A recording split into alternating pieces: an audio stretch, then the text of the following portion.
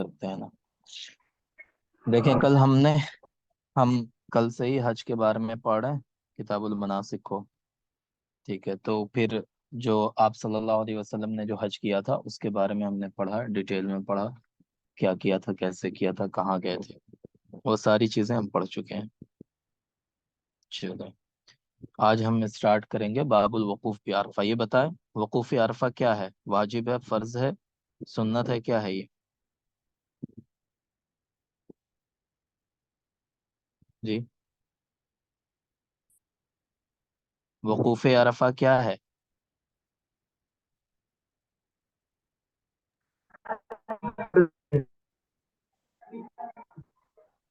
جی، وقوف عرفہ فرض ہے نا، ارکان میں سے ہے۔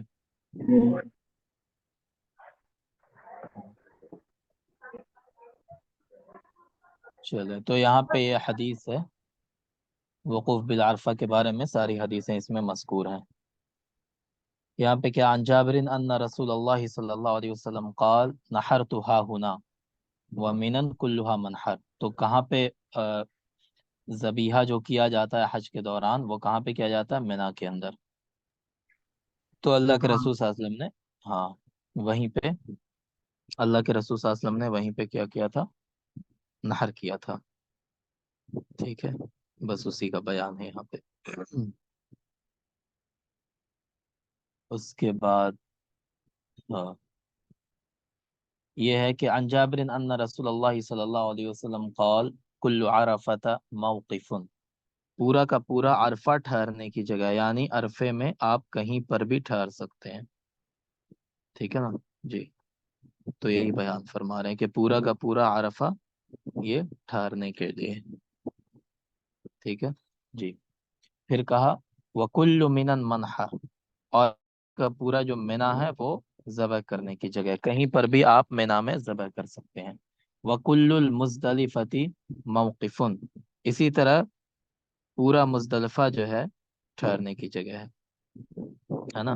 پھر کہا وَكُلُّ فِجَاجِ مَكَّةَ طَرِيقٌ وَمَنْحَرٌ، اور ساری راہیں، جتنے بھی راستے ہیں وہ سب مکہ کے راستہ ہے، مکہ کا راستہ اور ذبح کرنے کی جگہ ہے۔ تو اس میں اصل بیان کیا کرنا چاہ رہے تھے کہ آپ مکہ جانے کے لیے جو بھی راستہ چوز کریں، جو بھی اختیار کریں، وہ سب صحیح ہے، آپ کسی بھی راستے سے مکہ جا سکتے ہیں، ٹھیک ہے؟ اور مکے کے اندر جانے کے بعد آپ جہاں بھی ہدی کو ذبح کریں گے، ہدی ان کو، وہ سب درست ہے، ٹھیک ہے جی۔ اور منا میں ذبح کرنا جو ہے وہ قربانی کے دن، یعنی کس دن منا میں ذبح کرنا ہے؟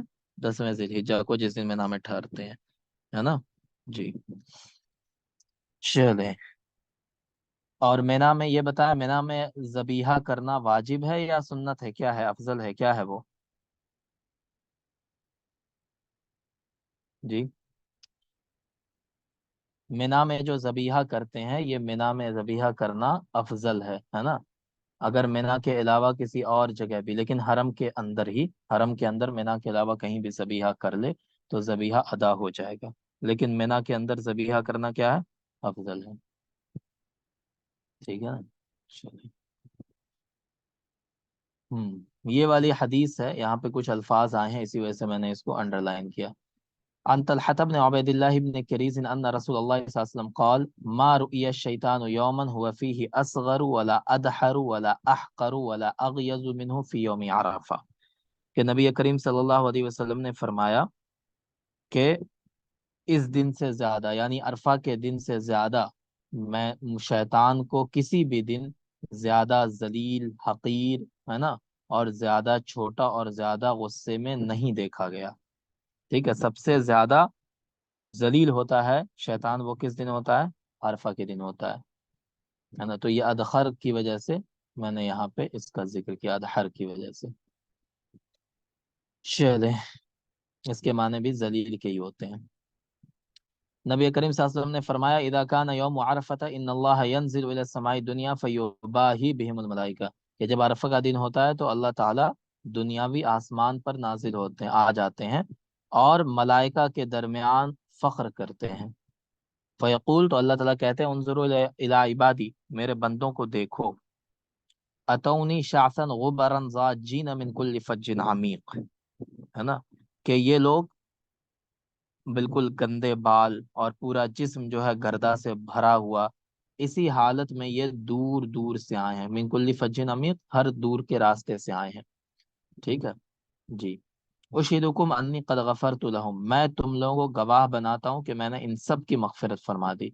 फ़यक़ुलुल मलाइका, फिर मलाइका कहते हैं, या रब्बी फलानुन काना युरहक़ु फलानुन, मलाइका कहते हैं ऐ मेरे रब, फला आदमी जो है वो फला गुनाह करता है, वह फलानुन व फलानतुन, और फला मर्द और फला औरत ये गुनाह करती है। वो सारे गुनाह गिनाने लगते हैं अल्लाह को। तो अल्लाह ताला फरमाते हैं कद गफरतु लहुम, मैंने उन सब को माफ कर दिया। क़ाल रसूलुल्लाह सल्लल्लाहु अलैहि वसल्लम, फमा मिन यौमिन अक्सर अतीक़म मिन अन्नारि मिन यौमि अरफा, अरफा के दिन से ज्यादा जहन्नम के आग से लोगों को निकालने वाला कोई दिन नहीं है। ठीक है, सबसे ज्यादा जहन्नम की आग से आजादी अरफा के दिन मिलती है। चले जी, अब क्या है, बाबु दफ़ई मिन अरफत वल मुज़दलिफत, है ना, यानी अरफात और मुज़दलिफा से फिर वापसी। यहाँ पे दफ़उन माना हो रुजून है, वहां से वापसी का बयान है। हिशाम बिन उरवा قال سئل أسامة بن زيد كيف كان رسول الله صلى الله عليه وسلم يسير في حجة الوداع حين دفع، उसामा बिन जैद से पूछा गया कि नबी करीम सल्लल्लाहु अलैहि वसल्लम हज्जतुल विदा में किस किस तरह चलते थे जिस वक्त वो मैदान अरफात से लौटे थे। قال كان يسير العنق فإذا وجد فجوة نص، तो उन्होंने बताया कि नबी करीम सल्लल्लाहु अलैहि वसल्लम तेज चलते थे। ठीक है, वइदा वजद फजवतन, और जब वो कुशादा, फजवतन माने क्या है, तरीकुन वसीउन, ठीक है, जब चौड़ा रास्ता उनको मिलता था, नस, तो वो अपनी सवारी को दौड़ाते। ठीक है जी, मतलब पहले तेज चलते थे, लेकिन अगर खुली जगह मिल जाती तो वहां पे सवारी को दौड़ा देते थे। तो इस तरह से वो वहां से वापस हुए थे। चले, मा रअयतु रसूलुल्लाह सल्लल्लाहु अलैहि वसल्लम सल्ला सलातन इल्ला लिमिकातिहा इल्ला सलातैन, यहाँ पे बता रहे हैं कि मैंने नबी करीम सल्लल्लाहु अलैहि वसल्लम को नमाज अपने वक्त में अदा करते हुए देखा, सिवाय दो नमाजों के, यानी जितनी नमाजें अल्लाह के रसूल पढ़ते थे अपने वक्त में पढ़ते थे। मीकात माना क्या है, अपने टाइम पर। ठीक है, लेकिन दो नमाजें उन्होंने अपने टाइम पे नहीं पढ़ी, सलातुल मगरिब वल इशा बिजमाइन, जब उन्होंने मगरिब और इशा को एक साथ जमा कर दिया। वसल्लल फज्र यौम इदिन क़ब्ल मीकातिहा, हालांकि फजर की नमाज उस दिन उन्होंने वक्त पर पढ़ी थी, वक्त से पहले पढ़ी थी। ठीक है जी, नहर के दिन उस वक्त से पहले पढ़ी थी। तो इस हदीस में ये बता रहे हैं कि नबी करीम सल्लल्लाहु अलैहि वसल्लम कभी भी जमा बैन सलातैन नहीं करते थे। ठीक है जी। तो अरफात में अल्लाह के रसूल सल्लल्लाहु अलैहि वसल्लम ने दो नमाजों को जमा किया, जोहर और असर की नमाज को। ठीक है, और किस वक्त में पढ़ा, जोहर के वक्त में पढ़ा। इसी तरह इशा और मगरिब की नमाज को जमा किया था जी। और यहाँ पे जो कहा कि फजर की नमाज को वक्त से पहले पढ़ लिया, इसका मतलब ये है कि जबीहा के वक्त से पहले, नहर के वक्त से पहले पढ़ा। इसका मतलब ये नहीं है कि फजर का वक्त हुआ ही नहीं था और फजर की नमाज पढ़ ली अल्लाह के रसूल ने, ये मतलब नहीं है इसका। अना मिम्मन क़द्दम नबी सल्लल्लाहु अलैहि वसल्लम लैलतुल मुज़दलिफा फी ज़अफ़ति अहलिही, नबी करीम सल्लल्लाहु अलैहि वसल्लम मुज़दलिफा की रात में, है ना, अपने ज़ईफों को, अपने घर के जो कमजोर यानी बच्चे थे, इसी तरह जो औरतें थीं, उन सब को पहले आगे भेज दिया अल्लाह के रसूल सल्लल्लाहु अलैहि वसल्लम ने। ठीक है, तो उनको मिना की तरफ अल्लाह के रसूल ने पहले ही भेज दिया था, है ना, उनमें हजरत अब्दुल्ला बिन अब्बास रजी अल्लाह अन्हु भी थे। तो उन सबको अल्लाह के रसूल सुबह तुलू होने से पहले वहां से भेज दिया था, सॉरी रात में ही भेज दिया था, ताकि वो भीड़ भाड़ से बच जाएं। तो ये जायज है करना। और अल्लाह के रसूल सल्लल्लाहु अलैहि वसल्लम फिर आफताब तुलू होने से पहले वहां से निकले थे। तो सुन्नत तरीका क्या है, बताएं, सुन्नत तरीका क्या है, मुजदलिफा से कब निकलेंगे, फजर की नमाज पढ़ के आफताब तुलू होने से पहले, है ना, वहां से निकलेंगे, ये सुन्नत है। ठीक है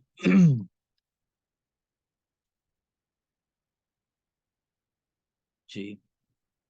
उसके बाद यहाँ पे देखें, कद्दमना रसूलुल्लाह सल्लल्लाहु अलैहि वसल्लम लैलतुल मुज़दलिफा उगैलमता बनी अब्दुल मुत्तलिब अला हुमरातिन, यहाँ पे बता रहे हैं कि नबी करीम सल्लल्लाहु अलैहि वसल्लम हमें मुज़दलिफा की रात में अल्लाह के रसूल ने रवाना कर दिया, और अब्दुल मलिक बनी अब्दुल मुत्तलिब जो थे, अब्दुल मुत्तलिब के खानदान के हम कई बच्चे थे। उगैलमा जो है ये क्या है बताएं? गुलाम से बना है ना, उगैलमतुन। इसके माना क्या? बहुत सारे बच्चे। तो हम बहुत सारे बच्चे थे जो बनु अब्दुल मुत्तलिब के थे, यानी अब्दुल मुत्तलिब के खानदान के थे। ठीक है। अला हुमरातिन, और किस पर सवार थे? गधों पर सवार थे। ठीक है ना, हुमरातिन। तो ये जो हमने हदीस पढ़ी, एक इन्हीं दो वर्ड्स की वजह से, उगैलमा और हुमरात। तो ये दो वर्ड आपको मीनिंग पता होना चाहिए। फजअल यल्तहु अफखादना व यकूल। अब ये बता रहे हैं कि नबी करीम सल्लल्लाहु अलैहि वसल्लम हमारे रानों पर मारते थे, है ना, हाथ मारते थे। वो यकूल, और कहते थे, अब बुनैया, ए मेरे छोटे बच्चों, ला तरमुल जमरत हत्ता ततलुआ शम्स, के सूरज निकलने से पहले कंकड़ी नहीं मारना। ठीक है, यहाँ तक के सूरज तुलू हो जाए, तुम कंकड़ी मारना जब सूरज तुलू हो जाए। ठीक है जी। तो इमाम शाफी रहमतुल्लाह अलैह के नजदीक आधी रात के बाद रमी जायज है, आधी रात के बाद रमी कर सकते हैं। किसके यहाँ है? इमाम शाफी के यहाँ। आधी रात के बाद रमी जायज है। ठीक है ना, शाफी रहमतुल्लाह अलैह। और बकिया अइम्मा के नजदीक तुलुए फजर से पहले, यानी जब सूरज निकल जाए उससे पहले किसी के यहाँ भी जायज। ठीक है, सबके नजदीक कहाँ पर है? सूरज तुलुए फजर के बाद, है ना, तुलुए फजर के बाद, जब फजर तुलू हो जाए तब। सूरज निकलने से पहले भी मार सकते हैं, है ना, लेकिन मकरूह है। ठीक है। लेकिन इमाम शाफी क्या कहते हैं कि आधी रात के बाद से ही रमी कर सकते हैं। समझ गया ना मतलब इसका? बताएं जी। इमाम शाफी के आधी रात के बाद से रमी जायज है, लेकिन इमाम हनीफा के यहाँ सूरज तुलू होने के बाद बिल्कुल जायज है, और सूरज तुलू होने से पहले और फजर के बाद अगर कोई करता है रमी तो वो मकरूह है जी। उसके बाद यहाँ पे ये हदीस है, अन्नहु समिअ शरीर यकूल अफस्तु मअ रसूलिल्लाहि सल्लल्लाहु अलैहि वसल्लम फमा मस्सत कदमाहुल अर्ज हत्ता अता जमअन। है ना, एक सहाबी हैं उर्वा बिन ताबी, शायद सहाबी से उन्होंने सुना था कि मैं अरफात में अल्लाह के रसूल सल्लल्लाहु अलैहि वसल्लम के साथ था जब मैं वहां से वापस हो रहा था। फमा मस्सत कदमाहुल अर्ज, तो उनके आप सल्लल्लाहु अलैहि वसल्लम के जो पाँव थे वो जमीन पर नहीं लगे, यहाँ तक कि आप सल्लल्लाहु अलैहि वसल्लम कहाँ आ गए? मुजदलिफा आ गए। ठीक है जी। जमान से मुराद क्या है यहाँ पे? मुजदलिफा, है ना, मुजदलिफा। तो इसका मतलब क्या है कि आप सल्लल्लाहु अलैहि वसल्लम पूरे रास्ते में सवार होकर चले, कभी भी पैदल नहीं चले, उनके पाँव ने जमीन को नहीं छुआ। मतलब यह है कि वो पैदल नहीं चले। ठीक है जी। तो मुजदलिफा में आकर के फिर अल्लाह के रसूल उतरे, वहां पे वजू किया था उन्होंने और नमाज पढ़ी थी। तो इसी वजह से कहा फमा मस्सत कदमाहुल अर्ज हत्ता अता जुमान, जमा। चलें, अब आ गया बाबू रमील जमार। रमीउल जमार का मतलब क्या होता है बताएं?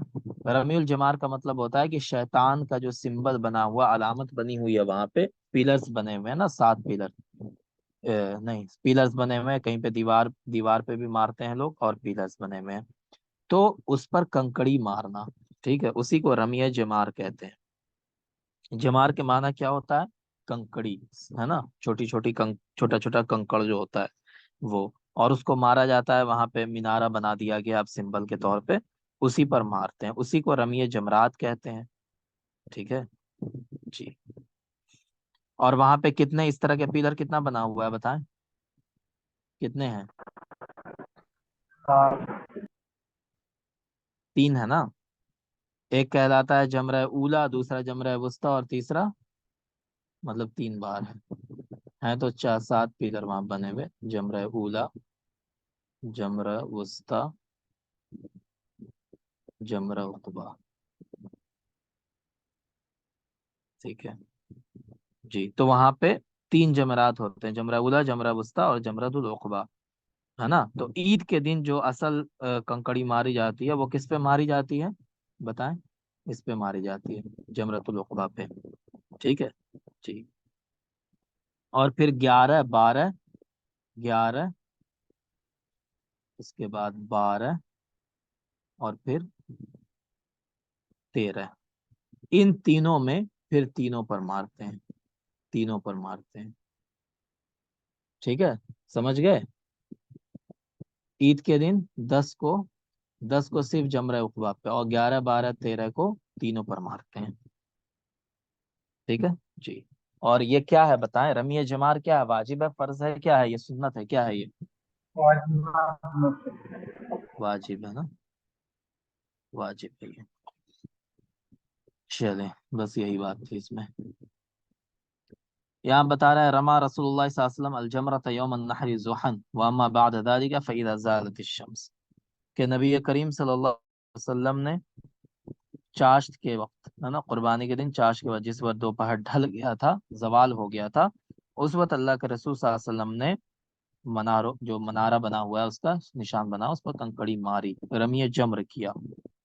ٹھیک ہے جی، یہی بات ہے. اس کے بعد کیا؟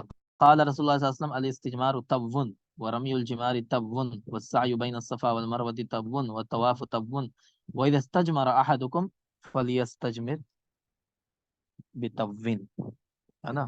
اب یہاں پہ جو حدیث آئی ہے اس میں کیا کہا گیا؟ اللہ کے رسول صلی اللہ علیہ وسلم نے فرمایا کہ استجمار کس کو کہتے ہیں؟ بتائیں. استنجا بالاحجار کو، ہے نا، جو ہم نے پڑھا تھا کتاب الطہارہ میں. استجمار معنی کیا ہوتا ہے؟ استنجا بالاحجار. تو اللہ کے رسول نے فرمایا کہ وہ بھی کیا ہے؟ آڈ نمبر ہے، وتر ہے نا، مطلب 3 ہے، 5 ہے، 7 ہے. اسی طرح رمی جمار بھی کیا ہے؟ تبون ہے، وتر ہے. ٹھیک ہے، اس کو بھی آڈ نمبر میں کیا جائے گا. تو کتنی بار کنکڑی ماری جاتی ہے بتائیں؟ کتنی بار کنکڑی ماری جاتی ہے؟ کتنی کنکڑی ماری جاتی ہے؟ 7، ہے نا، 7 کنکڑی. تو اسی لیے کہا کہ یہ بھی کیا ہے؟ آڈ ہے، وتر ہے.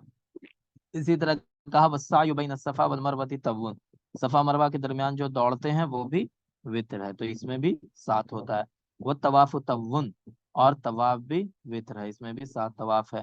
وَإِذَا اسْتَجْمَرَ أَحَدُكُمْ فَلْيَسْتَجْمِرْ بِتَبْوٍ، ہے نا. اب یہاں کہہ رہے ہیں کہ تم میں سے اگر کوئی کیا کرنا چاہے؟ دھونی لینا چاہے، ہے نا، استنجا کرنا چاہے، فَلْيَسْتَجْمِرْ بِتَبْوٍ، تو وہ بھی طاق مرتبہ کرے. ٹھیک ہے جی.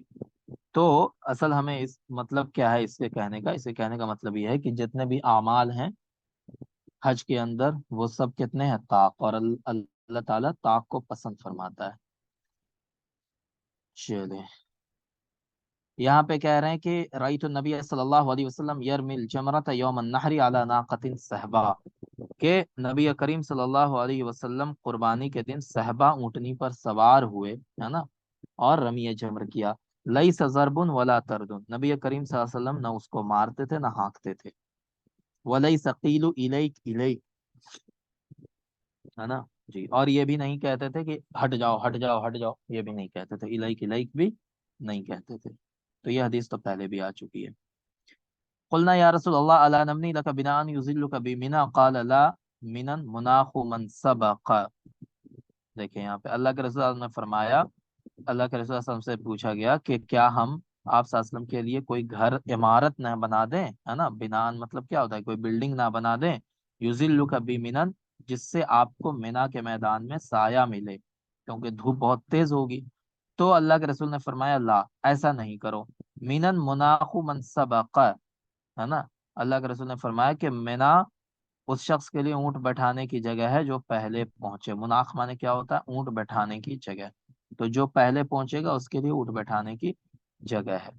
ٹھیک ہے ہاں. تو یہ اصل کہنے کا مطلب یہ تھا اللہ کے رسول کا کہ یہ پارکنگ کی طرح ہے نا. یہاں پہ لوگ آتے ہیں، اونٹ باندھتے ہیں، لوگ ٹھہرتے ہیں، رکتے ہیں. اب تم یہاں پہ میرے لیے ایک بلڈنگ بنا دو گے، مطلب ایک خیمہ لگا دو گے، میں اس میں بیٹھا رہوں، تو اس سے کیا ہوگا؟ لوگوں کو پریشانی ہوگی. تو اسی لیے اللہ کے رسول نے منع فرمایا. جی. اب آ جائیں باب الحدی. باب الحدی، ہدیون مانے کیا ہوتا ہے جی؟ ہدیون اصل، ہاں، اس جانور کو کہتے ہیں جو وہاں پہ ذبح کیا جاتا ہے قربانی میں. ٹھیک ہے جی. باب الحدی. ہم چلیں تو دیکھیں وہاں پہ دو طرح کی قربانی ہوتی ہے، ایک ہدیون ہوتا ہے نا، اور ایک بدنتن ہوتا ہے۔ بدنتن کس کو کہتے ہیں؟ بدنتن کے معنی کیا ہوتا ہے؟ اونٹ۔ اور ٹھیک ہے؟ ہاں، اونٹ ہوتا ہے۔ اور ہدی جو ہوتا ہے یہ دو طرح کا ہوتا ہے، ایک ہوتا ہے واجب، دوسرا ہوتا ہے نفل۔ ٹھیک ہے؟ تو جو نفل والا ہوتا ہے نا، نفل والا یہ کوئی بھی کھا سکتا ہے، اس کو یہ کوئی بھی کھا سکتا ہے نا۔ اسی کو کیا کہتے ہیں؟ اسی کو دم شکر کہتے ہیں۔ دم شکر مطلب یہ ہے کہ شکرانے کا خون، یعنی اللہ کا شکر ادا کرنے کے لیے قربانی کی جاتی ہے نا۔ تو یہ دم شکر ہے، دم شکر کوئی بھی کھا سکتا ہے، قربانی کرنے والا بھی اور کوئی بھی۔ لیکن جو یہ ہے نا دم واجب، دم واجب جو ہوتا ہے یہ صرف فقراء کا ہوتا ہے، فقراء کھا سکتے ہیں۔ ٹھیک ہے؟ فقراء کھا سکتے ہیں، ہے نا۔ اور دم کب کب واجب ہوتا ہے بتائیں؟ جب کوئی واجب عمل چھوٹ جائے۔ ٹھیک ہے؟ جب کوئی واجب عمل چھوٹ جائے تو کیا ہوتا ہے؟ دم واجب ہو جاتا ہے۔ اسی کو دم جنایات بھی کہتے ہیں۔ کیا کہتے ہیں؟ دم جنایت۔ ٹھیک ہے نا؟ واجب عمل اگر کوئی چھوٹ جاتا ہے تو دم واجب ہوتا ہے۔ اسی طرح اگر فرض میں تاخیر ہو جاتی ہے نا، فرض بھول گیا ادا کرنا، تو اس میں بھی کیا ہے؟ دم واجب ہوتا ہے۔ تو اگر واجب دم ہے، ہدی واجب ہے، تو اس کو صرف فقراء کھا سکتے ہیں۔ لیکن اگر دم شکر ہے تو وہ کوئی بھی کھا سکتا ہے، جیسے اللہ کے رسول صلی اللہ علیہ وسلم نے بھی کھایا تھا۔ چلیں بس یہی بات ہے۔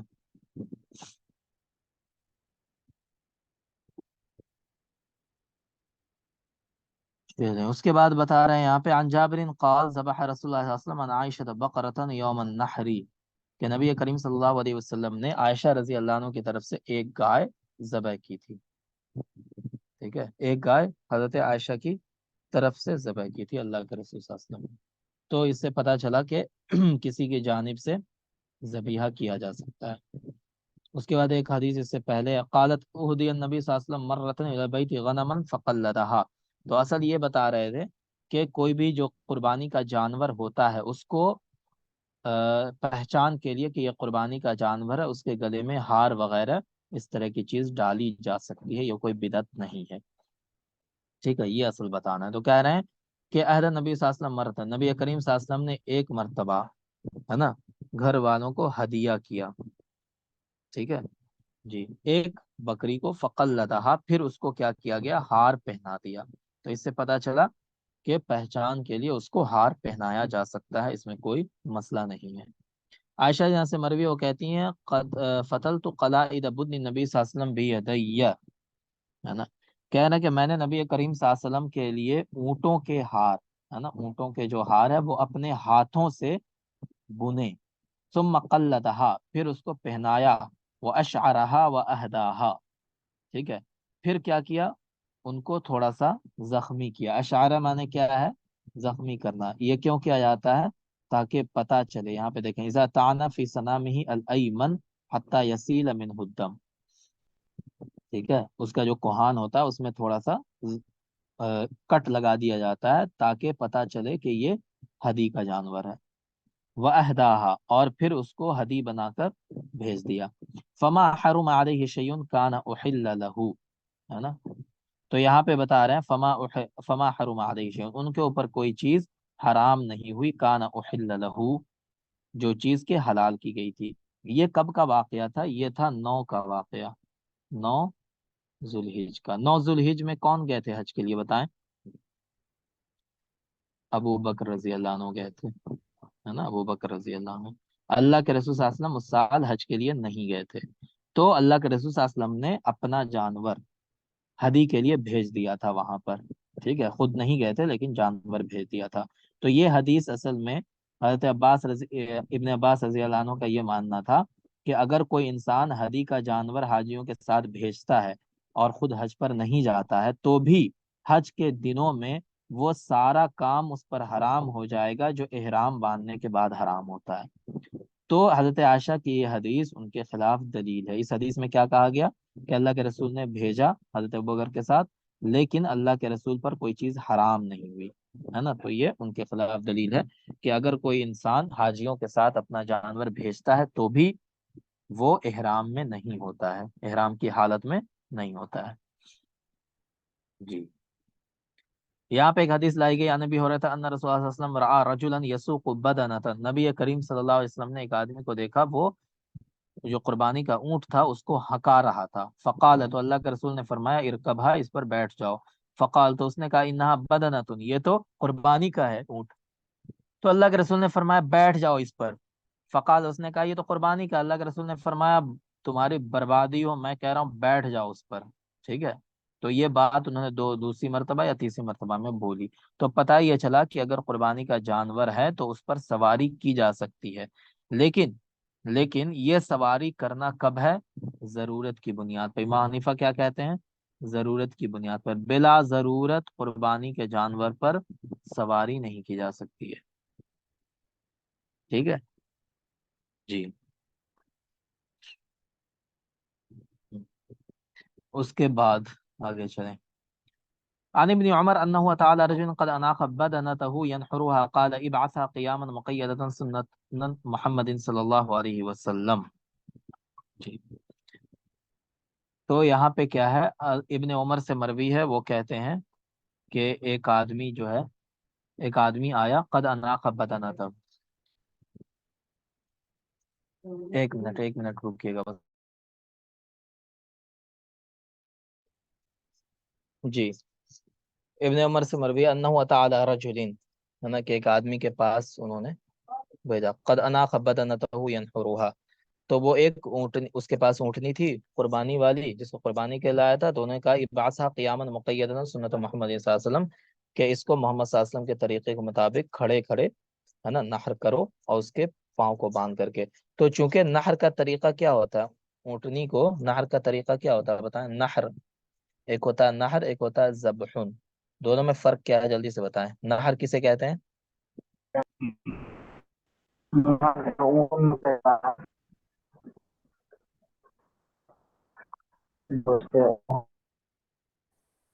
ٹھیک ہے، تو نہر میں کیا ہوتا ہے کہ اونٹ، کھڑے اونٹنی کو افضل ہے کہ کھڑا ہی اونٹ ہو، اس کے ایک پاؤں کو، بائیں پاؤں کو یا دائیں پاؤں کو موڑ کر کے ایک پاؤں کو باندھ دیا جاتا ہے، اور اس کے گلے میں، گلے کے نچلے حصے میں اس کو مارتے ہیں چھری سے، ٹھیک ہے؟ تو اس کا خون جو ہے وہاں سے نکلنے لگتا ہے، اور بہتے بہتے وہ پھر اونٹ گر جاتا ہے نیچے، بیٹھ جاتا ہے۔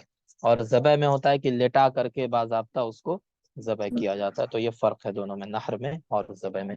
تو اونٹ کے لیے نحر افضل ہے، ٹھیک ہے نا، نحر افضل ہے، اور کھڑی حالت میں زیادہ افضل ہے اگر وہ کھڑا ہو تو۔ چلے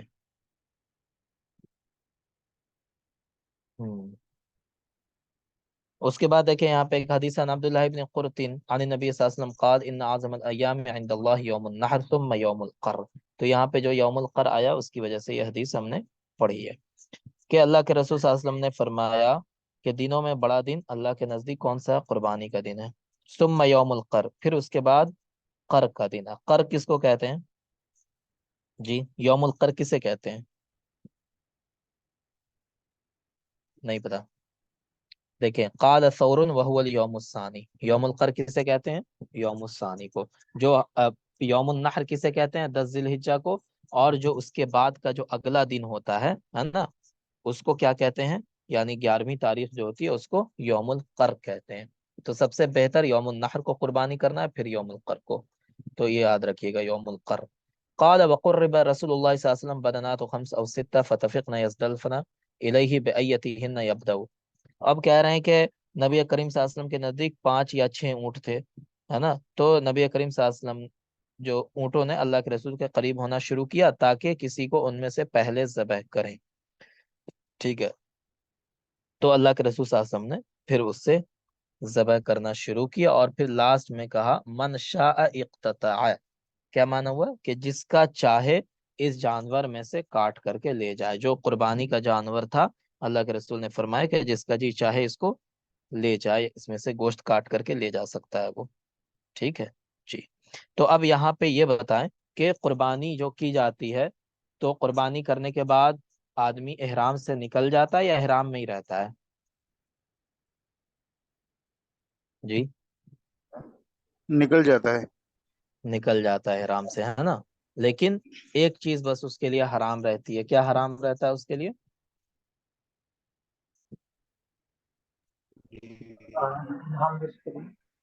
صرف بیوی جو ہے اس کے لیے حرام ہوتی ہے، باقی ساری چیزیں اس کے لیے حلال ہو جاتی ہیں۔ اور جب وہ طواف کر لے گا، طواف افاضہ، تو پھر ساری چیزیں حلال ہو جائیں گی اس کے لیے۔ اب یہاں پہ ایک باب ہے، باب الحلقی، مطلب سر مڈانے۔ سر مڈانا جو ہے، دو چیزیں اس میں، ایک ہے سر منڈوانا، ہے نا، اور دوسرا ہے بال کتروانا، مطلب چھوٹا کروانا، قصر جس کو کہتے ہیں عربی میں۔ ٹھیک ہے، ایک ہے قصر اور ایک ہے حلق، یہ دونوں جائز ہے۔ ٹھیک ہے، اور حلق جو ہے یہ زیادہ افضل ہے، یہ افضل ہے، اور اگر کوئی یہ کرتا ہے تو بھی جائز ہے۔ ٹھیک ہے نا جی، دونوں جائز ہے۔ اور عورتوں کے لیے صرف یہ ہے نا، صرف قصر ہے عورتوں کے لیے، ان کے لیے حلق نہیں، حلق جائز نہیں ان کے لیے۔ ٹھیک ہے، اور قصر بھی جو ہے وہ کتنا ہے بتائیں؟ قصر کتنا ہے ان کے لیے؟ ایک انگلی کے برابر، ایک انگلی کے برابر، امام حنیفہ کے یہاں بس یہی ہے کہ ایک انگلی کے برابر بھی اگر وہ بال کٹوا لیتی ہیں اپنا تو وہ ان کے لیے کافی ہے۔ ٹھیک ہے جی، چلے۔ ابن عمر سے مروی وقت کہتے ہیں ان رسول اللہ صلی اللہ علیہ وسلم حلق رأسه فی حجۃ الوداع، نبی کریم صلی اللہ علیہ وسلم نے حجۃ الوداع میں اپنا سر مڑوایا۔ واناس من اصحابہ، اور کچھ صحابہ نے مڑوایا۔ وقصر بعضهم، اور بعض لوگوں نے صرف کیا کیا؟ منڈوایا نہیں بلکہ بال کو صرف چھوٹا کروایا، کتروایا۔ ٹھیک ہے جی، چلیں تو سر منڈوانا جو ہے یہ کیا ہے؟ افضل ہے، اور چھوٹا کروانا یہ بھی جائز ہے۔ بس یہی ہے اس میں۔ اب یہاں پہ دیکھیں، نہا رسول اللہ صلی اللہ علیہ وسلم ان تحلق المرأة رأسها، نبی کریم صلی اللہ علیہ وسلم نے عورتوں کو سر منڈوانے سے منع فرمایا، ہے نا؟ تو اسی حدیث کی بنیاد پہ پتہ چلتا ہے کہ عورتوں کے لیے سر منڈوانا ممنوع ہے، ان کے لیے جائز نہیں ہے نا؟ تو اب کیا کریں؟ وہ جب احرام سے نکلیں، ہے نا، تو ان پر سر منڈوانا واجب نہیں بلکہ حرام ہے بالکل۔ بالوں کا چھوٹا کروانا، قصر کروانا واجب ہے۔ ٹھیک ہے، اور وہ کتنا کروائیں گی بتائیں؟ قصر کتنا کروائیں گی؟ ایک انگلی کے برابر، ایک انگلی کے برابر اگر وہ سر کا بال چھوٹا کروا لیتی ہیں تو بس اتنا ہی جائز ہے ان کے لیے۔ ٹھیک ہے، چلیں وہی اللہ کے رسول نے فرمایا لیس علی النساء الحلق انما علی النساء التقصیر، تو تقصیر کے معنی وہی ہے، بال چھوٹا کروانا۔ جی، اب یہاں پہ ایک باب آیا، باب فی التحلل ونقلہم بعض الاعمال علی بعض، ہے نا جی۔ یہ کیا ہے؟ یہ ہے کہ اگر کوئی کام آگے پیچھے ہو جائے حج کے دوران، ہے نا، دیکھیں چار چیز ہے، چار چیزیں ہیں، چار چیز ترتیب سے ہوگی، ترتیب سے ہوگی حج میں، چار چیز جو ہے وہ ترتیب سے ہوگی۔ سب سے پہلے کیا ہوگا بتائیں جلدی سے؟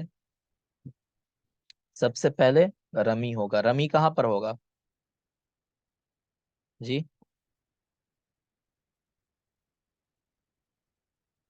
رمی کہاں پر ہوگا؟ کس جمرہ پر بتائیں؟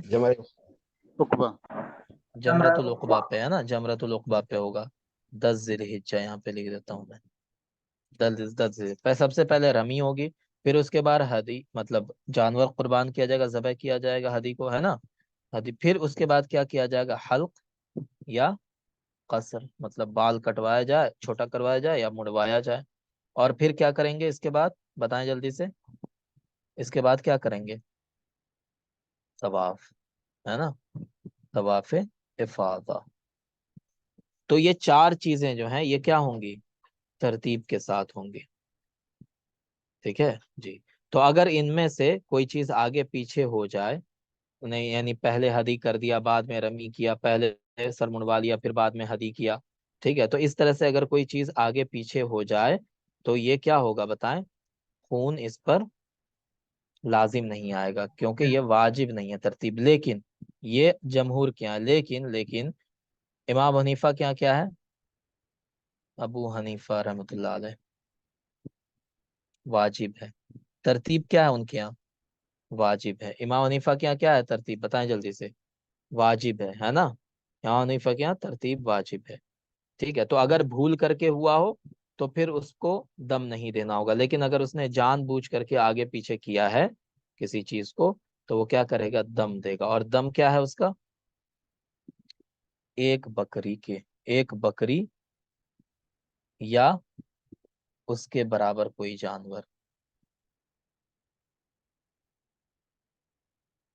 کوئی جانور ذبح کرے. اب بتائیں یہ جو ذبیحہ ہوگا اس میں سے وہ کھا سکتا ہے ذبح کرنے والا؟ جی نہیں. نہیں کھا سکتا ہے نا، اس کو نہیں کھا سکتا ہے. جی کیونکہ یہ دم واجب ہے. چلیں تو یہ حنیفہ کیا ہے، لیکن جمہور کا مسلک یہی ہے کہ اگر کوئی چیز آگے پیچھے ہو جائے تو اس پر دم واجب نہیں ہوتا ہے. بس یہی بات ہے. یہاں پہ دیکھیں حدیث بھی ہے. کیا ہے؟ وفی روایت مسلمین اتاہ رجل، ایک آدمی اللہ کے رسول کے پاس آیا، اس نے کہا حلقت قبل ان ارمیہ، میں نے رمی کرنے سے پہلے اپنا سر منڈوا لیا ہے. تو اللہ کے رسول نے فرمایا ارمی ولا حرج، اب جا کے رمی کر لو، کوئی مسئلہ نہیں ہے. وتاہ آخر، دوسرا آدمی اس نے کہا افضت الی البیت قبل ان ارمی، میں نے رمی کرنے سے پہلے طواف افاضہ کر دیا ہے. اللہ کے رسول نے فرمایا ارمی ولا حرج، اب جا کے رمی کر لو، کوئی مسئلہ نہیں ہے. ٹھیک ہے جی. تو یہ جو ولا حرج اللہ کے رسول نے فرمایا، تو اسی کی وجہ سے کیا ہے یہ بات کہی جاتی ہے کہ اگر ترتیب آگے پیچھے ہو جائے تو یہ واجب نہیں ہے ترتیب. جی بس یہی چیز ہے اور کچھ نہیں ہے. اب دیکھیں یہاں پہ باب خطبت یوم النحر ورمی ایام التشریق والتودیع، ہے نا. اس میں وہی ساری چیزیں بیان کی گئی ہیں. کیا کہ اللہ کے رسول صلی اللہ علیہ وسلم یوم نحر کو جو اللہ کے رسول نے خطبہ دیا تھا کیا دیا تھا، ہے نا. پھر ایام تشریق اور تودیع یعنی جب الوداع کہا تھا تو کیا کہا تھا. تو بس وہی واقعہ ہے جو ہم پڑھ چکے ہیں پہلے، اس میں کچھ نیا نہیں ہے. ٹھیک ہے چلیں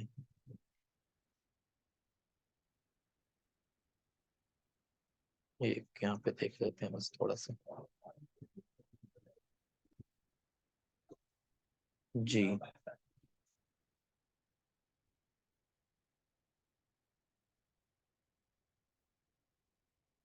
یہ والی دیکھیں یہاں پہ لکھا ہوا ہے عن عائشہ قالت حادث صفیۃ لیلۃ النفر، کہ حضرت صفیہ رضی اللہ عنہ جو تھی وہ حائضہ ہو گئی، ہے نا. فقالت، انہوں نے کہا ما ارانی الا حابستکم، کہ میں تم لوگوں کو مدینہ کی طرف جانے سے نہیں روک سکتی. قال نبی صلی اللہ علیہ وسلم عقری حلقی، تو اللہ کے رسول صلی اللہ علیہ وسلم نے کیا فرمایا؟ عقری حلقی اطافت یوم النحر، ہے نا. تو اللہ کے رسول صلی اللہ علیہ وسلم نے فرمایا کہ اللہ اسے ہلاک کرے، زخمی کرے، ہے نا، کہ چلو اب رکنے کی ضرورت نہیں ہے. ٹھیک ہے. ثم قال فنفری. جی آپ صلی اللہ علیہ وسلم نے فرمایا کہ اللہ تعالیٰ اسے ہلاک کرے، زخمی کرے، ہے نا. کیا اس نے قربانی کے دن طواف نہیں کیا تھا؟ تو یہاں پہ اصل یہ بتانا چاہ رہے ہیں کہ ہم نے پڑھا تھا کہ طواف وداع کیا ہے. بتائیں طواف وداع کیا ہے؟ واجب ہے. ٹھیک ہے. لیکن اگر وہ کوئی جنبی یا حائضہ تو اس کے لیے واجب نہیں ہے. بنا طواف وداع کے بھی وہ وہاں سے نکل سکتے ہیں. سوری واجب نہیں ہے. وہی حدیث ہے یہاں پہ حضرت صفیہ رضی اللہ عنہ کی. ٹھیک ہے نا جی. بنا طواف وداع کے بھی جا سکتے ہیں.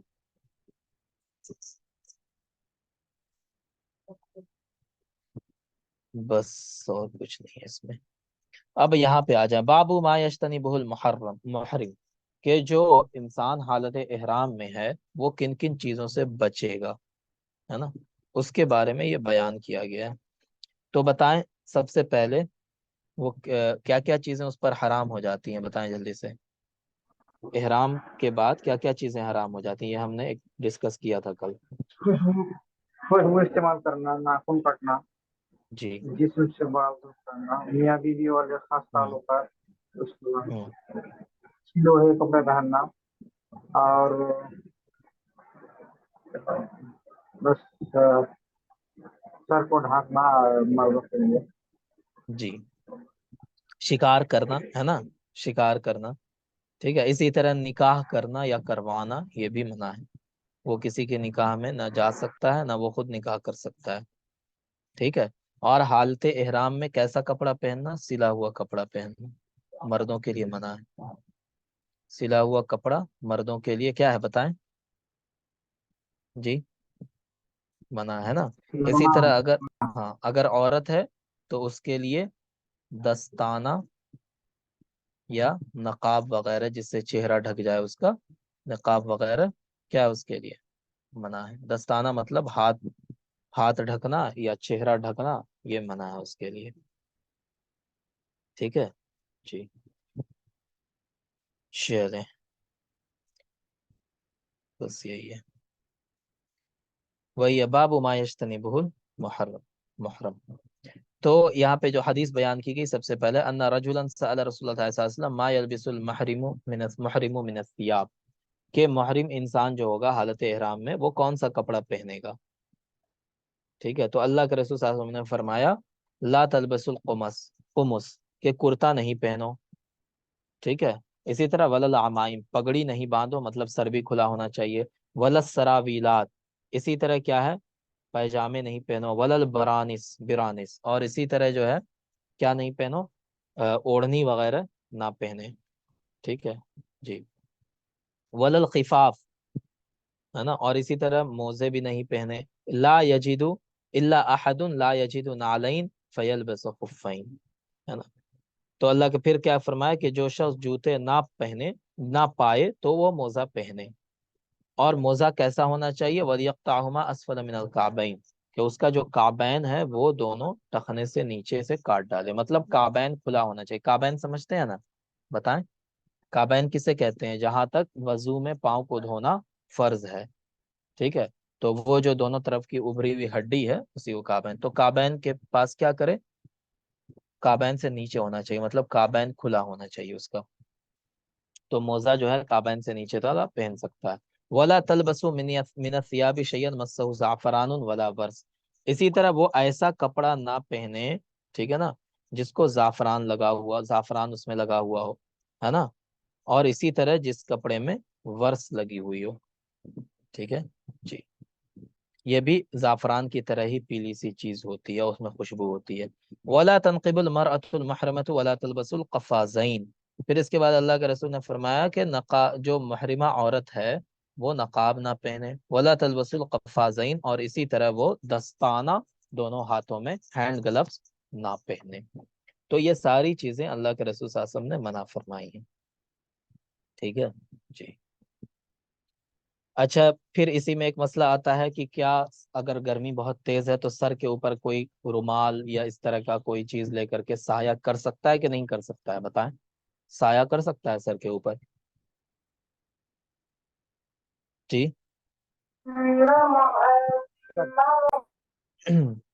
سایہ کرنے کی اجازت ہے نا، سایہ کر سکتا ہے. ٹھیک ہے. بس اس کے سر میں وہ چیز ٹچ نہیں ہونی چاہیے، ہے نا. تو اس چیز سے سایہ کر سکتا ہے. اس کی حدیث بھی آئے گی آگے. ٹھیک ہے جی. چلیں بس یہی ہے.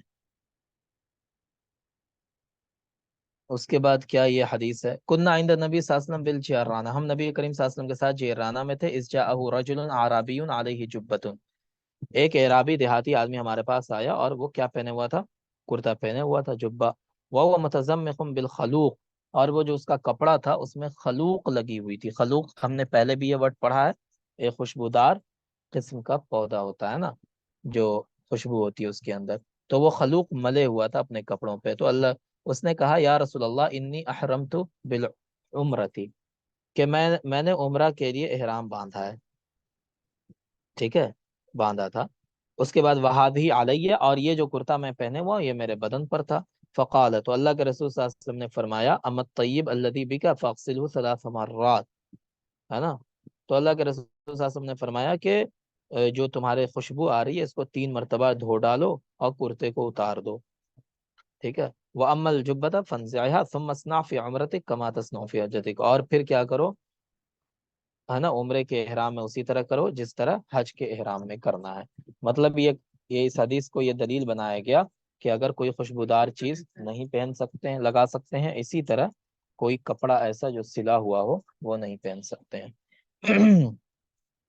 اللہ کے رسول صلی اللہ علیہ وسلم نے فرمایا، لا ينکح المحرم ولا ينکح، ہے نا، وہ نہ خود نکاح کرے گا اور نہ نکاح کروائے گا، ولا یخطب، اور نہ ہی کسی کا پیغام دے گا. ٹھیک ہے. تو ان سب سے اللہ کے رسول صلی اللہ علیہ وسلم نے منع فرمایا ہے. ٹھیک ہے نا جی. تو یہ تینوں جو منع ہے یہ کیا ہے؟ نہیں تنزیہی ہے. ٹھیک ہے. مکروہ تنزیہی ہے، یہ مکروہ تنزیہی ہے. تو احناف کے یہاں جو ہے اس کو شادی کی اجازت حاصل ہے، وہ شادی کر سکتا ہے، لیکن وہ مطلب تنہائی نہیں اختیار کرے گا، شادی کر سکتا ہے، نکاح کر سکتا ہے. ٹھیک ہے جی.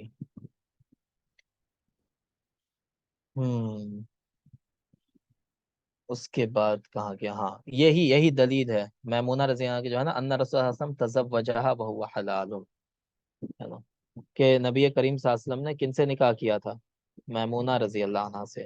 حضرت میمونہ سے حالت احرام میں اللہ کے رسول صلی اللہ علیہ وسلم نے نکاح کیا تھا. یہاں پہ تزوج میمونہ وهو محرم، اللہ کے رسول نے میمونہ سے نکاح کیا اس حال میں کہ وہ کیا تھی؟ وہ اللہ کے رسول کیا تھے بتائیں؟ اللہ کے رسول صلی اللہ علیہ وسلم حالت احرام میں تھے. تو اسی کو دلیل بنا کر کے احناف یہ کہتے ہیں کہ اجازت ہے، لیکن جو اللہ کے رسول نے چونکہ منع فرمایا تو مکروہ تنزیہی ہے، لیکن نکاح کر سکتا ہے. سر اوپر ٹھیک ہے. والے حدیث میں تو محرم دکھا رہے ہیں. ہاں، تزوج میمونہ وہو محرم، ہے نا، اللہ کے رسول نے میمونہ سے نکاح کیا جب وہ حالت احرام میں تھے. تو اسی کو دلیل بنا کر کے احناف کہتے ہیں کہ حالت احرام میں نکاح کرنا جائز ہے، لیکن جو منع کیا اللہ کے رسول نے اوپر میں کہ لا ينکح المحرم ولا ينکح ولا یخطب، تو یہ مکروہ تنزیہی ہے، اسی لیے احناف کے ہیں. ٹھیک ہے. نکاح کرنا مکروہ تنزیہی ہے. کیوں اسی حدیث کی وجہ سے، کیونکہ اللہ کے رسول نے حضرت میمونہ سے نکاح کیا تھا حالت احرام میں.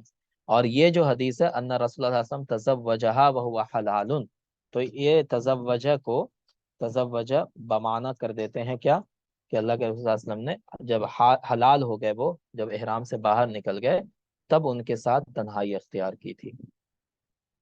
ٹھیک ہے. تو حالت احرام میں نکاح کر لیا تھا، لیکن تنہائی حالت احرام سے نکلنے کے بعد اختیار کی تھی. سمجھ گیا نا؟ بتائیں. جی سر.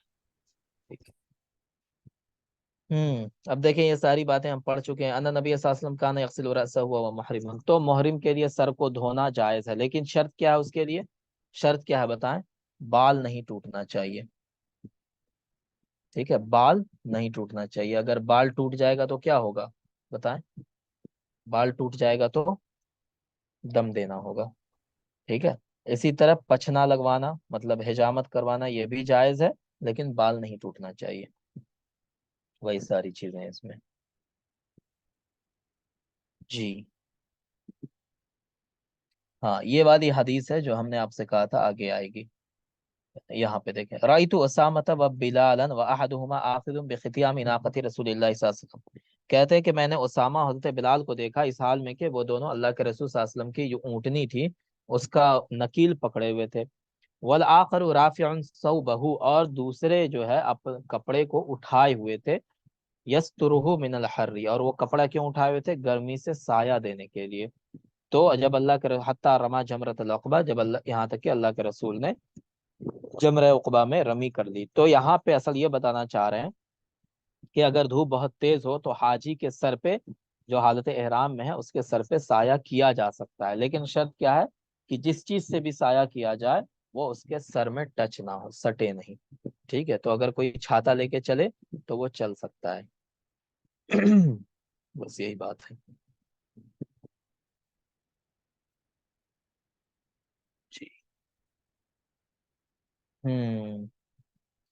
देखें यहाँ पे क्या है, अन इब्न उमर अन्नहु समिअ रसूल सल्लल्लाहु अलैहि वसल्लम यनहा निसा फी इहरामिहिन्ना अनिल कुफ़ाज़ैन। औरतों के लिए क्या क्या चीजें अल्लाह के रसूल ने मना फरमाई? तो इहराम की हालत में दस्ताना पहनने से मना फरमाया, है ना। वन निकाबी, निकाब डालने से, मुंह ढकने से मना फरमाया, ठीक है। वमा मस्सल वरस व ज़अफ़रान मिन अस्सियाब, इसी तरह ज़ाफ़रान और उसी जैसा जो एक और चीज होती है वरस, उसको कपड़े में लगाने से मना फरमाया। वल तलबिस बाद ज़ालिका मा हब्बत मिन अलवानी सियाब मासफरिन औ खजिन औ हुदियन औ सरावीर औ कमीसिन औ खुफ़िन, ठीक है जी। और फिर फरमाया कि जो इसके बाद यानी इहराम से निकलने के बाद वो कपड़े की जो किस्म पसंद करे वो पहन ले, है ना। चाहे वो मासफर हो, मतलब वो पीला रंग का हो, उसमें जाफरान लगा हुआ हो, ठीक है जी, या वो क्या हो खजीन यानी कुछ भी, या वो क्या हो हदीन हो, मतलब पैजामा हो, है ना, पैजामा हो, कुर्ता हो, यानी जो कपड़ा भी हो, सिंपल सी बात है, जैसा कपड़ा वो चाहे पहन सकती है एहराम से निकलने के बाद। तो एहराम की हालत में वो क्या करेगी, नकाब नहीं पहनेगी, चेहरा ढकने के लिए, हाथ ढकने के लिए कोई चीज नहीं पहनेगी, और कोई भी कलर लगा हुआ कपड़ा नहीं पहनेगी, और खुशबूदार कपड़ा भी नहीं पहनेगी। बस यही बात है जी। चलिए, अब यहाँ पे अबाबुल महरमी यजतनिबुस सईद, के जो एहराम की हालत में जो इंसान है उसके लिए शिकार करना हराम है। तो उसके लिए तीन सारी चीजें हराम है। शिकार करना भी हराम है, शिकार किसी को बताना कि वो किसी को बताए कि देखो फलानी जगह शिकार रखा हुआ है, वो भी उसके लिए हराम है। इसी तरह शिकार का खाना भी हराम है, ठीक है। तो वो शिकार से रिलेटेड किसी भी चीज में इन्वॉल्व होना उसके लिए हराम है ना जी। अगर कुछ भी करेगा, मान ले किसी को रास्ता दिखा दिया कि देखो उधर गया है ना, उधर जो गया है जानवर, जाके शिकार कर लो, अगर उसने इतना भी किया एहराम की हालत में, तो उसके ऊपर क्या वाजिब होगा बताएं? दम वाजिब होगा जी। या उसकी कीमत देगा, जो जानवर का शिकार किया गया है उस जानवर की कीमत देना पड़ेगी उसको, ठीक है जी। चलें, बस यही बात है इसमें। लेकिन अगर जानवर ऐसा है जो उसको अजियत पहुंचा सकता है ना, जो उसको तकलीफ पहुंचा सकता है, मूजी जानवर है, तो वैसे जानवर को मारना जायज है। चले, यहाँ पे क्या है, अन्नहु अहदा रसूल सल्लल्लाहु अलैहि वसल्लम हिमारन वहशियन व हुवा बिल अव्वा औ बिवद्दान फरद्द अलैहि। ये कह रहे हैं कि नबी करीम सल्लल्लाहु अलैहि वसल्लम को एक हिमार वहशी, नीलगाय कह लें उसको, नीलगाय जो है वो उनको हदिया दिया गया, ठीक है, बतौर तोहफा किसी ने दिया। उस वक्त अल्लाह के रसूल सल्लल्लाहु अलैहि वसल्लम अबवा में थे या बोदान में थे, कहीं पर थे, इन्हीं दोनों में से जगह से। फरद अलैहि, तो अल्लाह के रसूल ने उसको वापस कर दिया। फलम्मा रा माफी वजह काल इन्ना लम नरुद्दहु अलैक इल्ला अना हुरुमुन। और जब अल्लाह के रसूल ने देखा कि हदिया लौटाने की वजह से उनका चेहरा थोड़ा सा मायूस हो गया है ना, तो अल्लाह के रसूल सल्लल्लाहु अलैहि वसल्लम ने फरमाया कि हमने इस वजह से वापस किया कि हम एहराम की हालत में थे, अगर हम एहराम की हालत में नहीं होते तो हम वापस नहीं करते। इससे पता ये चला कि शिकार खाना भी क्या है बताएं, शिकार का गोश्त खाना भी मना है, ठीक है जी। हम्म। अब यहाँ पे देखें लिखा हुआ काल खमसुन ला जुनाह अला मन कतलहुन्ना। कह रहे हैं कि पांच जानवर ऐसे हैं, पांच जान ऐसे हैं कि उनको हरम के अंदर एहराम की हालत में, फिल हरम वल एहरामी, एहराम की हालत में मारने से कोई गुनाह नहीं है। वो क्या क्या है, अल्फअरतु चूहा, वल गुराबू और कौवा, ठीक है, वल हिदअतु, हिदअतुन किसको कहते हैं, चील, वल अकरबु और क्या है बिच्छू, वल कल्बुल अकूरु और काटने वाला कुत्ता, पागल पागल कुत्ता। तो ये पांच जानवर ऐसे हैं जिनको जिनको मारना हालत एहराम में भी जायज है, और उससे क्या बताएं, उससे कोई दम वाजिब नहीं होता है। इसी तरह अल्लाह के रसूल हजरत आयशा से मरवी वो कहती हैं अल्लाह के रसूल ने फरमाया खमसुन फवासिकु युक्तलन फिल हिल्ली वल हरमी। अल्लाह के रसूल ने फरमाया कि पांच ऐसे जानवर हैं मूजी, अजियत देने वाले जानवर, वो हिल में भी मारे जा सकते हैं और हरम में भी उनको मारा जा सकता है। وہ 5 کیا کیا؟ الحیتو، سب سے پہلے سانپ، ٹھیک ہے، اس کے بعد والغراب الابقع، ابقع میں نے کیا ہوتا ہے، یہاں پہ دیکھیں لکھا ہوگا الذی فیہ سواد و بیاض، ہے نا، کوا، ہمارے یہاں جو کوا ہوتا ہے اس کا سر کا حصہ جو ہوتا ہے وہ تھوڑا سا وائٹش ہوتا ہے نا، جی، تو یہ غراب الابقا سے مراد کیا ہے؟ جس میں کالا اور اجلا دونوں رنگ مکس ہو، ویسا کوا، والفأرۃ، اور چوہا، والکلب العقور، اور کاٹنے والا کتا، والحدیہ، اور چیل، تو اس طرح کے جانوروں کو مارنا جائز ہے، ٹھیک ہے، اسی طرح جی کوئی بھی، اب جیسے مچھر مار دیا تو کیا ہوگا بتائیں؟ مچھر مار دیا، کھٹمل مار دیا، ٹھیک ہے، جوئی مار دیا، بتائیں مار سکتے ہیں کہ نہیں اس کو؟ جی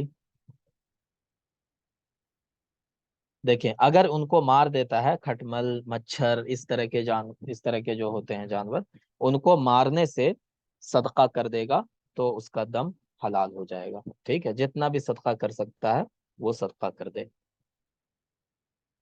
عن جابر رضی اللہ عنہ ان رسول اللہ صلی اللہ علیہ وسلم قال لحم الصید لکم فی الاحرام حلال ما لم تصیدوه او یصاد لکم، نبی کریم صلی اللہ علیہ وسلم نے فرمایا کہ احرام کی حالت میں شکار کا گوشت تمہارے لیے حلال ہے، لیکن شرط یہ ہے کہ تم نے وہ شکار نہ کیا ہو، اور وہ شکار تمہارے لیے نہ کیا گیا، مطلب یہ ہے کہ تم ہی کو گوشت کھلانے کی نیت سے اگر کسی نے شکار کیا ہے تو پھر تمہارے لیے وہ شکار لینا حلال نہیں ہے نا، اور اسی طرح تم نے اگر شکار کیا تب تو بالکل حلال نہیں ہے، ٹھیک ہے جی۔ اس حدیث کی وجہ سے امام مالک، امام شافعی، یہ دونوں یہ دلیل دیتے ہیں کہ اگر کسی غیر محرم جو حالت احرام میں نہیں، اس نے اگر شکار کیا ہے، ٹھیک ہے، اور تمہارے لیے شکار کیا ہے تو تمہارے لیے اس گوشت کا کھانا حرام ہے نا، جی، لیکن امام حنیفہ کیا کہتے ہیں کہ اگر اس نے تحفتاً بھی تمہیں بھیج دیا ہے گوشت تو بھی تمہارے لیے حرام ہے، ٹھیک ہے نا، جی، چلیں چلیں، تو یہاں سے اس حدیث سے یہ مسئلہ نکالا جاتا ہے کہ اگر کوئی ایسا جانور ہو جس کا شکار کسی اور نے کیا اور تمہیں گوشت کھلانے کی نیت سے نہیں کیا، بلکہ اس نے بس ایسے ہی کر لیا شکار، اور تم دوست تھے اس کے تو تم کو بھی بھیج دیا، تو تم حالت احرام میں تھے، تم کو کھلانے کی نیت سے اس نے نہیں کیا تھا، تو تمہارے لیے وہ گوشت کھانا کیا ہے بتائیں؟ حلال ہے، لیکن اگر تم ہی کو کھلانے کے لیے اس نے شکار کیا ہے تو تمہارے لیے وہ گوشت کھانا حلال نہیں ہے، بس سمپل سی بات ہے، چلیں۔ اللہ کے رسول صلی اللہ علیہ وسلم نے فرمایا الجراد من صید البحری، کہ یہ جو ٹڈی ہوتی ہے یہ سمندر کا شکار ہے، ٹھیک ہے جی، تو اس سے یہ پتا چلا کہ ٹڈی جو ہوتی ہے اس کو بھی اگر کوئی محرم انسان مارنا چاہے حالت احرام میں تو اس کا شکار نہیں کر سکتا ہے، ٹڈی کا شکار کرنا یہ درست نہیں ہے نا، درست نہیں ہے یہ، لیکن بعض علماء کے یہاں جائز بھی ہے، ٹھیک ہے، لیکن اگر کوئی شکار کر لیتا ہے تو اس کا علماء احناف کیا کہتے ہیں؟ اس کو صدقہ دینا ہوگا، صدقہ دینا ہوگا، ٹھیک ہے چلیں۔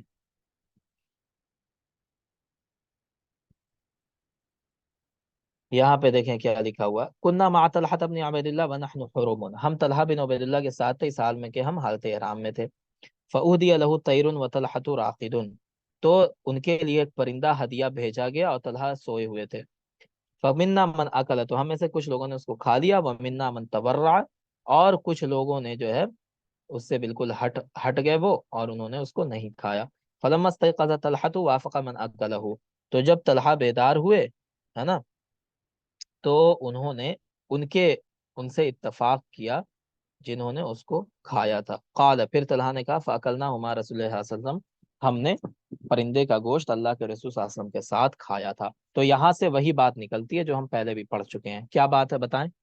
2 طرح کا گوشت حرام ہے، ایک اگر محرم نے خود شکار کیا ہو تو بالکل حرام ہے شکار کرنا اس کے لیے، اگر محرم نے اشارتاً بتایا ہو کہ دیکھو ادھر شکار جا رہا ہے، شکار کسی اور نے کیا، وہ بھی شکار حرام ہے، اگر محرم کے لیے ہی وہ شکار کیا گیا ہو، ہے نا، محرم کو کھلانے کے لیے، تو بھی محرم کے لیے وہ کھانا درست نہیں ہے، لیکن اگر محرم کو کھلانے کی نیت سے شکار نہیں کیا گیا تھا، بس ایسے ہی شکار ہوا تھا اور بعد میں محرم کو بھی کھانے کے لیے دے دیا گیا، تو اب محرم کے لیے کھانا بتائیں جائز ہوگا کہ نہیں ہوگا؟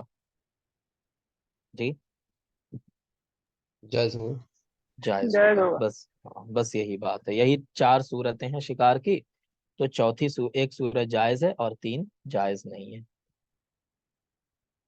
ٹھیک ہے، بس اب یہ جو باب ہے باب الاحصار و فوت الحج، اس کے اندر سارا بیان ہے صلح حدیبیہ کا.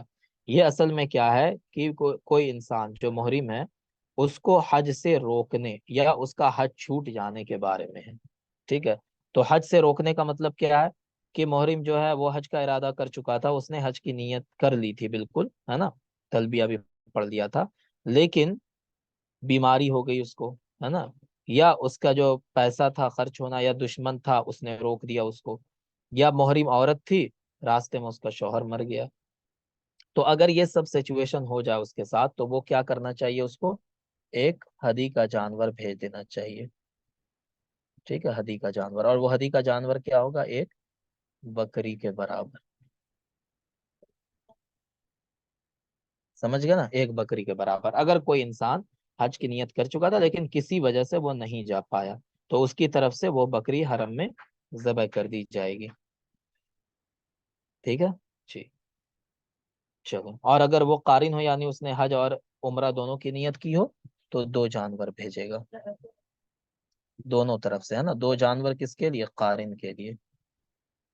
قارن 2 جانور بھیجے گا. چلو بس یہی بات ہے. تو اللہ کے رسول صلی اللہ علیہ وسلم جب صلح حدیبیہ کے لیے گئے تھے تو وہ تو عمرہ کی نیت کر چکے تھے نا، اللہ کے رسول صلی اللہ علیہ وسلم، ہے نا، لیکن وہاں پہ وہ جا نہیں سکے، ان کو روک دیا کفار مکہ نے. ٹھیک ہے، تو اس وقت اللہ کے رسول صلی اللہ علیہ وسلم نے جو جانور تھا اس کو قربان کیا تھا، وہی ہے قد احسر رسول اللہ صلی اللہ علیہ وسلم، نبی کریم صلی اللہ علیہ وسلم کو روک دیا گیا. کب روک دیا گیا تھا؟ صلح حدیبیہ نے. تو اللہ کے رسول صلی اللہ علیہ وسلم نے اپنا سر منڈوایا، وجامع نساءہ، اپنی عورتوں کے ساتھ، اہلیہ کے ساتھ اپنا انہوں نے صحبت کی، وَنَحَرَ هَدِيَهُ، اور اپنے ہدی کو ذبح کیا، حتی اعتمر عاما قابلا، اور اگلے سال حج کیا اللہ کے رسول صلی اللہ علیہ وسلم نے. ٹھیک ہے جی. تو یہ کہہ رہے ہیں کہ جب انسان کو روک دیا جائے کسی مجبوری کی وجہ سے، اگر اس نے نیت کر لی ہو تو یہ سارے اعمال اس کو کرنے ہوں گے. یہی بات ہے اور کچھ نہیں ہے. چلیں اس کے بعد ان رسول اللہ صلی اللہ علیہ وسلم نحر قبل ان يحلق وامر اصحابه ذلك، ہے نا، کہ نبی کریم صلی اللہ علیہ وسلم نے سر مڈانے سے پہلے کیا کیا؟ نحر کیا، اور اپنے صحابہ کو بھی سر مڈانے سے پہلے نحر کا حکم دیا. ٹھیک ہے، سر مڈوانے سے پہلے نحر کا حکم دیا. تو یہاں پہ کیا ہے کہ اگر احصار ہو جائے کسی وجہ سے نہ جا سکے تو ہدی کا جانور بھیج دے گا، اور جو جو اعمال ہوتے ہیں حج کے دوران کرنے کے، عمرہ کے دوران کرنے کے، وہ سارے اعمال وہ یہیں پر کر لے گا. ٹھیک ہے، اور پھر اپنے احرام سے باہر آ جائے گا. بس یہی بات ہے. جی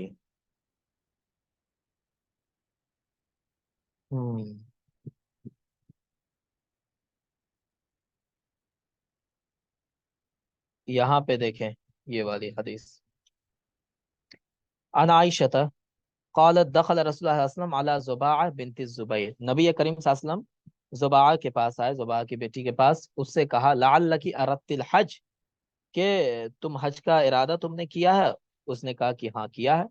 ٹھیک ہے، قالت واللہ ما اجدنی الا وجعتا، لیکن اس نے کیا کہا کہ میں چلنے کی طاقت نہیں رکھتی، میں بیمار ہوں اور بیماری کی وجہ سے بہت کمزور ہو گئی ہوں، ہے نا، تو میں نہیں جانتی میں بیماری کی وجہ سے حج پورا کر سکوں گی نہیں کر سکوں گی. تو اللہ کے رسول نے ان سے کہا حجی واشتریتی، کہ تم حج کرو، حج کا احرام باندھو، اور یہ شرط کر لو، وقولی، اور تم کہو اللہم محلی حیث حبستنی، کہ اے اللہ تعالیٰ میرے احرام سے نکلنے کی جگہ جہاں تم مجھ کو روک دے وہی ہے نا. تو یہاں پہ اللہ کے رسول صلی اللہ علیہ وسلم اصل کہنا یہ چاہ رہے تھے کہ اگر کسی بیماری کی وجہ سے احصار ہو جائے، یعنی تم حج کو نہ جا سکو، ہے نا، تو جس جگہ پر ہو وہیں پر حج کے اعمال کر کے کیا کرنا ہے بتائیں؟ حج کے اعمال کر کے وہیں پر احرام سے باہر آ جانا ہے. بس یہی ہے. چلیں. ہوں اب دیکھیں یہاں پہ باب حرم مکہ حرسہ اللہ تعالی، حرسہ اللہ تعالی، تو حرم مکہ کی اب فضیلت جو ہے اس کی، جو حرسہ اللہ تعالیٰ کا معنی کیا ہے کہ اللہ تعالیٰ اس کو بلاؤں سے بچائے، ہے نا، محفوظ رکھے. تو یہاں پہ مکہ کی جو حرمت ہے، اس کا جو احترام ہے، اس کے بارے میں چیزیں بیان کی جائیں گی. تو اس میں کچھ نہیں ہے نا. حرم کس کو کہتے ہیں؟ حرم اس زمین کو کہتے ہیں جو کعبہ اور مکہ کے آس پاس کی زمین ہے، ان سب کو حرم کہتے ہیں. ٹھیک ہے، کعبہ اور مکہ، اس کے آس پاس کی زمین. ٹھیک ہے، یہ سب کیا کہلاتے ہیں؟ حرم. ان سب کو حرم کہتے ہیں. تو یہ پوری زمین محترم ہے. ٹھیک ہے جی. وہاں پہ اللہ تعالیٰ نے بہت ساری چیزیں حرام کر رکھی ہیں، جیسے کسی کو آپ مار نہیں سکتے، کسی کا خون نہیں بہا سکتے، ہے نا. تو یہ ساری چیزیں اللہ تعالیٰ نے حرام کر رکھی ہیں. ٹھیک ہے، تو اسی وجہ سے اس کو کیا کہا جاتا ہے؟ وہ محترم ہے. ٹھیک ہے.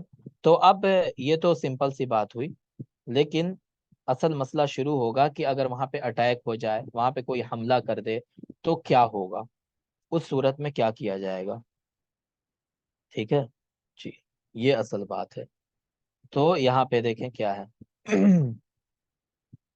عائشہ جیسے مروی ہے، وہ کہتی ہیں اللہ کے رسول صلی اللہ علیہ وسلم نے فرمایا یغزو جیش الکعبتی، یغزو جیش الکعبتی، کہ ایک لشکر آئے گا، ایک جو خانہ کعبہ کو تباہ کر دے گا. فَإِذَا كَانُوا بِبَيْدَاءَ مِنَ الْأَرْضِ يُخْسَفُ بِأَوَّلِهِمْ وَآخِرِهِمْ، ہے نا. تو جب وہ بیدا میں پہنچے گا، یخسفو، تو اس کے پہلے لوگوں کو بھی اور آخری، مطلب اس کے اسٹارٹنگ میں جو لوگ ہیں اس لشکر کے، اور جو لاسٹ میں ہیں، ان سب کو دھنسا دیا جائے گا زمین میں. تو میں نے کہا یا رسول اللہ وکیف یخسف باولہم وآخرہم، ان کے اول آخر سب کو کیسے دھنسایا جائے گا. ٹھیک ہے.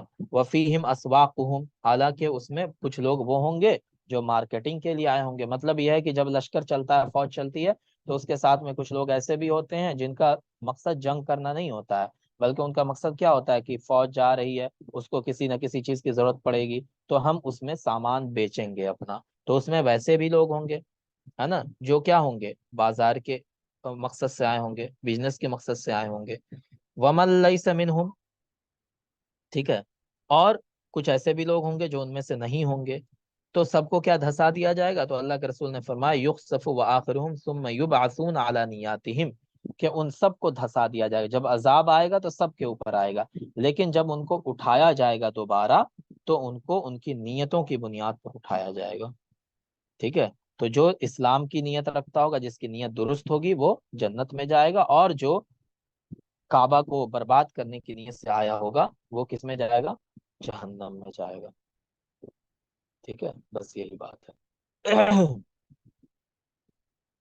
چلیں یہاں پہ دیکھیں، اللہ کے رسول صلی اللہ علیہ وسلم مروی ہے، وہ کہتے ہیں کأنی به اسود احفج یقلعها حجرا حجرا، ہے نا. اللہ کے رسول صلی اللہ علیہ وسلم نے فرمایا کہ اسود کے معنی کیا ہوتا ہے؟ کالا. افحج کے معنی کیا ہوتا ہے؟ چھوٹی، چھوٹی پنڈلی والا. ٹھیک ہے جی، چھوٹی پنڈلی والا. آواز آ رہی ہے میری؟ جی آ رہی ہے. ٹھیک ہے، چھوٹی پنڈلی. ہاں، تو کہہ رہا ہے کہ وہ کالا انسان ہوگا، افحج ہوگا، مطلب اس کی پنڈلی چھوٹی چھوٹی ہوگی، ناٹا ہوگا. یقلعها حجرا حجرا، وہ خانہ کعبہ کو کیا کرے گا؟ اس کے ایک ایک پتھر کو اکھاڑ دے گا. ٹھیک ہے جی. چلیں، تو یہاں پہ کہنے کا مقصد کیا ہے کہ ایک زمانہ آئے گا جب خانہ کعبہ پر اٹیک ہوگا، اور یہ انسان کی صفت اللہ کے رسول نے بیان کی کہ وہ خانہ کعبہ کو توڑ تاڑ دے گا، ڈھا دے گا. ٹھیک ہے، بس یہی بات ہے. چلیں، اللہ کے رسول صلی اللہ علیہ وسلم نے فرمایا احتکار الطعام فی الحرم الحاد فیہ، کہ حرم کے اندر کھانے کو جمع کرنا، غلے کو جمع کرنا، یہ کیا ہے؟ الحاد ہے، اللہ کا انکار. اس میں اللہ کا انکار ہے. اس کا مطلب یہ ہے کہ حرم جو ہے اس کے اندر حاجی آتے ہیں، لوگ آتے ہیں. اب کوئی انسان کیا کرتا ہے کہ غلہ جمع کر کے رکھتا ہے، ساری چیزوں کو اسٹاک کر کے، تاکہ کیا ہوگا جب حاجی آئیں گے، چیزیں کم رہیں گی مارکیٹ میں، سب میرے پاس رہے گا، تو ہم مہنگے دام میں اس کو بیچیں گے. پہلے سے اسٹاک کر کے رکھتا ہے. تو یہ اسٹاک کرنا یہ تو ایسے بھی منع ہے، ٹھیک ہے، کہیں بھی ہو، اور حرم میں تو اور منع ہے یہ. ٹھیک ہے، یہ تو ایسے بھی منع ہے. آپ اسٹاک کرنا جو لوگ کرتے ہیں آج کل کے व्यापारी लोग जो स्टॉक कर लेते हैं, तो ये स्टॉक करना इस्लाम में मना है।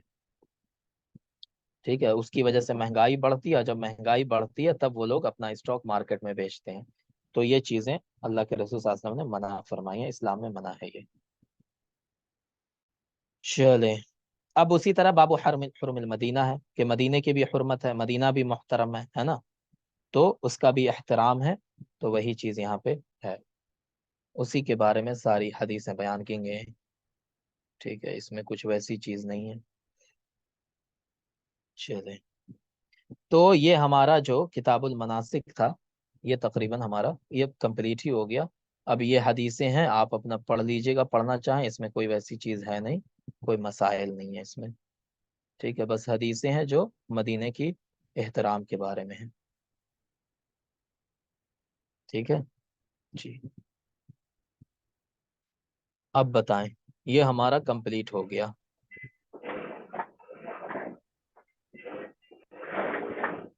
सर इसके बाद क्या शुरू करेंगे? अब इसके बाद हम स्टार्ट करेंगे आपका